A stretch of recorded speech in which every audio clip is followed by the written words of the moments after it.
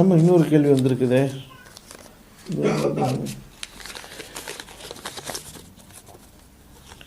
ஹிஜாப் என்றால் எப்படி இருக்க வேண்டும்? பல பேர் பலவிதமாக அணிகின்றனர். ஷார்ட்டா லாங்கா? முகத்தை மூடுகிற ஒரு பெண் காலுறையும் கண்டிப்பாக அணிய வேண்டுமா? ஹிஜாப் என்பது மெல்லிய துணிகளால் இருக்கக்கூடாது. உள்ளே அணிந்திருக்கிற ஆடையின் நிறங்கள் தெரியும் விதமாகவோ அல்லது உள்ளே அணிந்திருக்கின்ற ஆபரணங்கள் தெரியும் விதமாகவோ மெல்லிய துணியாக இருக்கக்கூடாது. சற்று தடிப்பமானதாக இருக்க வேண்டும். உடலோடு ஒட்டியதாக நெருங்கியதாக இருக்கக்கூடாது. உடலை விட்டு பிரிந்ததாக லூஸாக ஃப்ரீயாக இருக்க வேண்டும். ஆண்களின் ஆடைக்கு ஒப்பானதாக இருக்கக்கூடாது.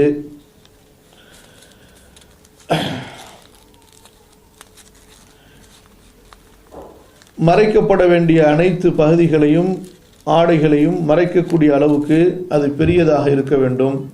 போர்வையாகவோ அல்லது ட்ரெஸ்ஸாகவோ இருந்தாலும் அந்த அளவுக்கு பெரியதாக இருக்க வேண்டும். அதுவே ஒரு அலங்காரமாக தெரியும் அளவிற்கு அலங்காரமான ஆடையாக அலங்காரமான போர்வையாக இருக்கக்கூடாது. அலங்காரத்தை மறைப்பதற்கு பயன்படுத்துகிறது ஒரு சாதாரணமான துணியாக போர்வையாக இருக்க வேண்டும். எவ்வளவு நீளமாக இருக்கிறதோ அவ்வளவு சிறப்பு. உம்மு சலமா ரலியல்லாஹு அன்ஹா நபி ஸல்லல்லாஹு அலைஹி வஸல்லம் இடத்திலே கேட்கிறார்கள், ஆண்கள் தங்கள் கரண்டைக்காலுக்கு மேலே, அதாவது தங்களுடைய அந்த கெண்டைக்காலின் பகுதி வரை ஆடை அணிய வேண்டும் என்று சொல்லும்போது அன்னை அவர்கள் கேட்கிறார்கள், அல்லாஹ்வின் தூதரே, பெண்கள் என்ன செய்வது என்று. அப்போது ரசூல் ஸல்லல்லாஹு அலைஹி வஸல்லம் சொல்கிறார்கள், நீங்கள் ஒரு ஜான் இறக்கிக் கொள்ளுங்கள் என்று. அப்போது அன்னை சொல்கிறார்கள், யார் ரசூலுல்லாஹ், அப்போதும் எங்களுக்கு கால் தெரியுமே. இப்போ கெண்டைக்காலில் பாதின்னு வச்சுக்கிட்டா அதுக்கப்புறம் ஒரு ஜானுன்னு சொன்னால் அப்போ அங்கே கால் தெரியுமே என்று கேட்கும்போது நபி ஸல்லல்லாஹு அலைஹி வஸல்லம், நீங்கள் அப்போது ஒரு முழம் இறக்கி கொள்ளுங்கள் என்று. அப்போ அவங்க அடுத்து கேட்குறாங்க, யார் ரசூலுல்லாஹ், அப்போ பாதையில் வரும்போது ஏதாவது அசுத்தங்கள் பட்டு ஆயிடுச்சுன்னா என்ன செய்யறது? அப்போ நபி ஸல்லல்லாஹு அலைஹி வஸல்லம் சொன்னாங்க, அடுத்த பகுதி அதை சுத்தம் செய்துவிடும். ஒரு பகுதியில் பட்டாலும் அடுத்து மண்ணுள்ள பகுதியில் அது தேய்க்கும் பொழுது அது சுத்தமாயிடும் என்று ரசூல் ஸல்லல்லாஹு அலைஹி வஸல்லம் பெண்களுக்கு அந்த சட்டத்தை சொன்னார்கள். ஆகவே இந்த ஹதீஸின் அடிப்படையிலையும் திருமதியில் வரக்கூடிய ஒரு ஹதீஸ், பெண்கள் முழுமையாக அவுரத் என்று வருகின்ற ஹதீஸிலும் ஒரு பெண் வெளியே செல்லும் பொழுது காலுறை அணிந்தவளாகவும் கையுறை அணிந்தவளாகவும் செல்வதுதான் முழுமையான ஹிஜாப். அதனால தான் நபி ஸல்லல்லாஹு அலைஹி வஸல்லம் இஹ்ராமுடைய ஆடைக்கு வரும் பொழுது குறிப்பாக பெண்களை பற்றி சொல்லும்போது முகத்திரை அணிய மாட்டாள், கையுறை அணிய மாட்டாள், காலுறை அணிய மாட்டாள் என்று குறிப்பிடுகிறார்கள். அன்லஸ் இஹ்ராம்ல no socks, no gloves, no space. அதனால தான் அன்னை உம்மு சலமா கேட்குறாங்க, இப்போ ஒரு முழம் நீங்கள் பர்தாவை நீட்டிட்டீங்கன்னு சொன்னால் அப்போ கால் மறைஞ்சிரும். புரியுதா இல்லையா? இப்போ கெண்டைக்காலிலேருந்து ஒரு முழம் அவங்கவுங்களுடைய கால் கைக்கு தகுந்த மாதிரி நீங்கள் ஒரு முழம் நீட்டிங்கன்னு சொன்னால் அப்போ கால் பகுதி முழுசாக மறைச்சிடும்.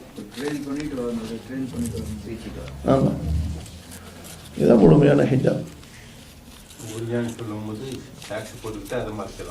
ஆமாம், அதாவது பல பேர் ஃபித்னாக்களுடைய அந்த விபரீதத்தை அறிய மாட்டேங்கிறாங்க. ஒரு பெண் அணியக்கூடிய செருப்பு ஒன்று இருக்கிறது, அந்த செருப்பே ஒரு ஃபித்னாவை ஏற்படுத்தக்கூடியது. பெண் போட்டுக்கிற செருப்பு இருக்கு பார்த்தீங்களா,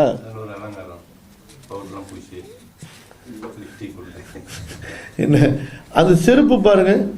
அதே போல அவங்களுடைய ட்ரெஸ்ஸு சாதாரணமாக இப்போ கடைகள்லையே சாதாரணமாக ஹேங்கர் போட்டு மாட்டி வைக்கிறது இருக்குது.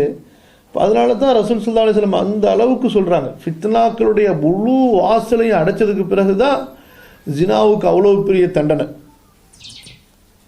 எப்படி ஃபித்னாவுக்கு உண்டான அத்தனை வாசல்களையும் அடைச்சதுக்கு பிறகும் ஒரு ஆணோ ஒரு பெண்ணோ ஜினாவுக்கு போகிறாங்கன்னு சொன்னால் அப்போ அந்த தண்டனையை கண்டிப்பாக நிறைவேற்றி ஆகணும், அந்த ட்ரீட்மெண்ட் அவங்களுக்கு கொடுத்தே ஆகணும். இங்கே என்ன நடக்குது? அதுக்குண்டான எல்லா வழிகளையும் திறந்து வச்சுவிட்டு அதுக்கப்புறமா அதுக்கு மட்டும் போகாதீங்கன்னா, ஆமாம்,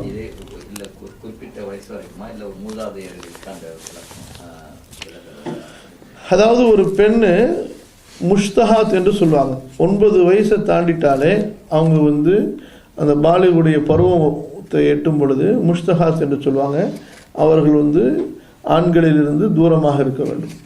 எப்போ பாலிக் ஆயிட்டாங்களோ அப்போ கண்டிப்பாக அவர்களுக்கு ஹிஜாபு கடமையாயிடுது.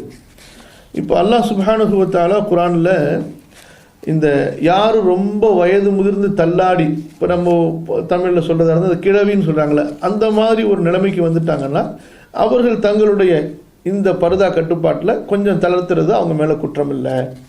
இப்போ அவங்க முகத்தை திறந்து வர்றதோ அல்லது இப்போ ஒரு வாலிப பெண் கடைபிடிக்கக்கூடிய அந்த ஹிஜாபுடைய அளவில் கொஞ்சத்தை அவங்க தளர்த்துறதுக்கு அவங்க மேலே குற்றம் இல்லைன்னு சொல்லிட்டு அல்லாஹ் சொல்கிறோம். நேரடியாக குர்ஆன்லேயே அது இருக்குது.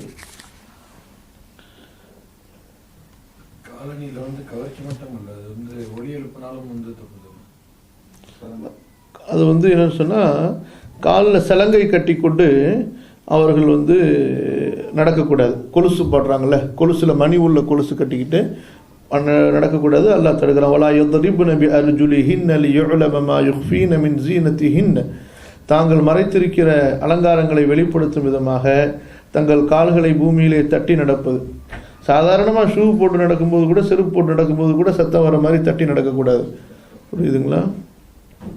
சூரா அன்-நூர் 24 60வது வசனம் அல்லாஹ் சொல்றான், வல் கவாயிது மினன் நிசா இல்லாத்தி லா யர்ஜூன நிகாஹன்.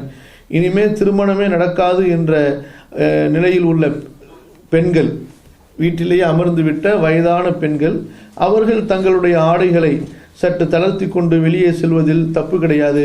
ஆனால் அலங்காரங்களை வெளிப்படுத்தி கவர்ச்சியான விதத்தில் அவர்களும் செல்லக்கூடாது. கைர முத்தபர்ரிஜாத்தின் பிஸினத்தின் வயஸ்தஅஃபிஃப்ன. இருப்பினும் அவர்களும் மிக ஒழுக்கத்தோடு நடந்து கொள்வதுதான் கைருல் லஹுன், அவர்களுக்கும் சிறந்தது. வல்லாஹு ஸமீஉன் அலீம்.